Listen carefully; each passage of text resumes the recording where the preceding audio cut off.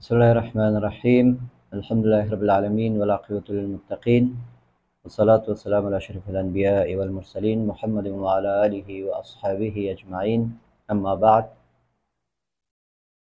د تعبیر خواب لقماني محترمو علاقمندانو، ورونو او خویندو، السلام علیکم ورحمة الله وبرکاته. دا د انشاءالله یو ځل بیا د خوبونو تعبیر په سلسله کې ستاسو په خدمت کې یم.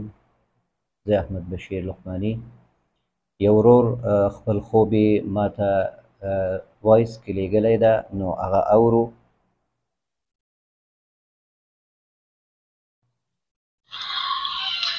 د استخارې هغه دا و چې بېګا تقریبا همدا 3 بجې شوه.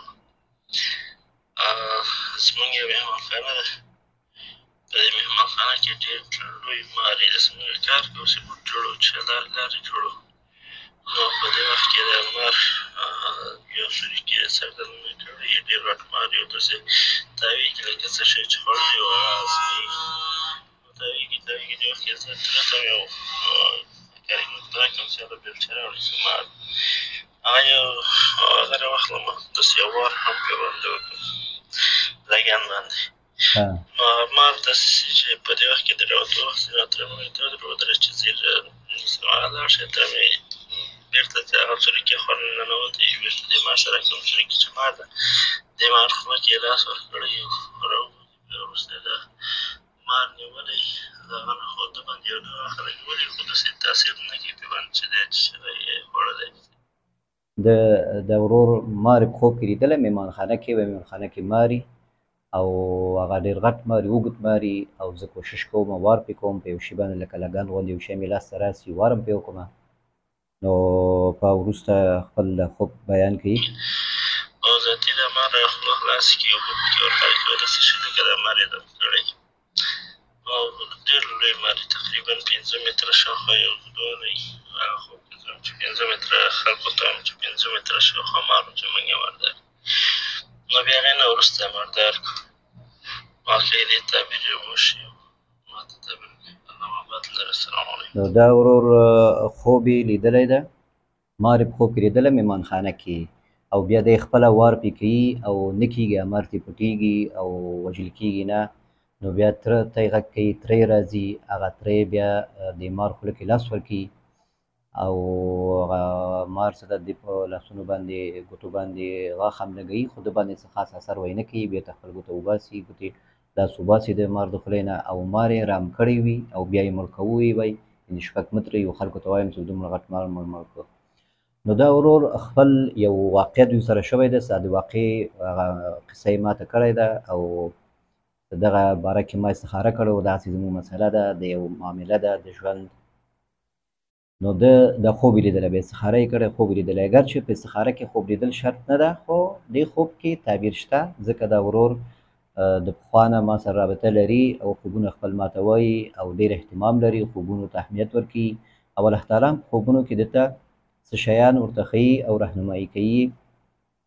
نو دې خوب کې مېهمانخانه کې تا مار په خوب کې لیدلی، نو معنا داسې یو مسله ده، یو لانجه ده، لا ستاسو کور ته را نه ده راغلی. مېهمانخانې نه مراد داسې لانجه، داسې مسله چې هغه تاسو کره پوره داخل شوی لا نه ده، خو جریان کې ده. لکه یو څوک چې مېلمانخانې ته راځي، نو هغه کسې چې یا د سړي ډېر نږدې خپلواني چې هغه نور هم نږدې کېږي خپلوي سره، چې هغه بیا محرم کېږي او کور ته راتلی شي، او یا هماغه مېهمانخانې پورې محدود پاتې کېږي او یا د هغه نه هم پسې ځي.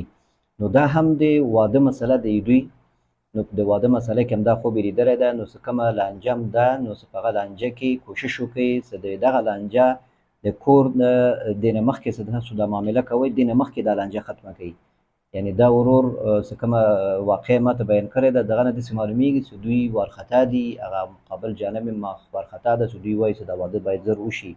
نو په دې خوب کې داسې ښکاري چې دا واده زر باید ونشي او د مېهمانخانه کې دا مسله باید حل شي. معنا داسې دی د دې نه مخکې دا خپلوي وشي، د دې نه مخکې چې دا معامله وشي، باید دوی خپل لانجه ختمه کړي او خپل قوم خبر کړي. نو ما دې ورور ته خوب تعبیر کړی، دغه وایس ده ته نه ده ورغلی، واتساپ دلته پېښور پاکستان کې کار نه کوي صحیح. نو هغه ته ما ورته ویلي دي چې تاسو باید دې نه مخکې چې دا معامله ختمه کړئ نو باید خپل منځ کې سره کښېنئ. دا تره دې چې راځي تا سره همکاري کوي د دې معنا دا ده چې ته خپل قوم خبر کړي په دې معامله او ټول خبر یې ټولو سره مشوره وکړي په کوم طریقه باندې دا معامله سرته ورسوئ. بیا وروسته که څه رانجه په دې کې راځي چې په دې کې بیا تاسو یوازې پاتې نه شئ او دا خپل قوم او ترونه دي دا ټول درسره یي او په شریکه باندې دا مشکل حل کړئ. دا مشکل شته، دا مشکل وروسته غټېدی هم شي. نو ښه دا ده چې دا معامله ښه په ارامه سره په شرعي طریقې سره هر شی شرعي طریقې سره او علما دي مفتیان دي هغو سره مشوره وکړي خپل محله کې نو دا معامله هم حل کړي. نو خوب کې هم دومره تا ته اشاره ده دې کې دا اشاره نه ده چې دا خلک صحیح خلک نه دي یا دا کار مه کوئ، داسې شی نشته پکې.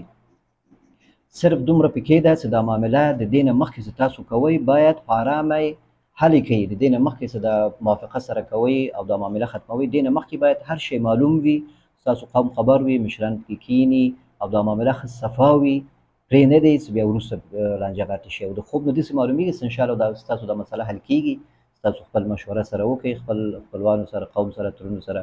نو هغوی چې کومه مشوره کوي مشران کښېني انشاءالله د دې حل لاره راوځي، علما کښېني پکې انشاءالله د دې حل لاره راوځي او دې کې به ستاسو خیر وي انشاءالله. او دا څه مشکل نه پېښېږي که تاسو سره څه ویره وي نو د خوب نه معلومېږي چې انشاءالله څه مشکل نه پېښېږي او مسله هم حل کېږي. والله تعالی اعلم.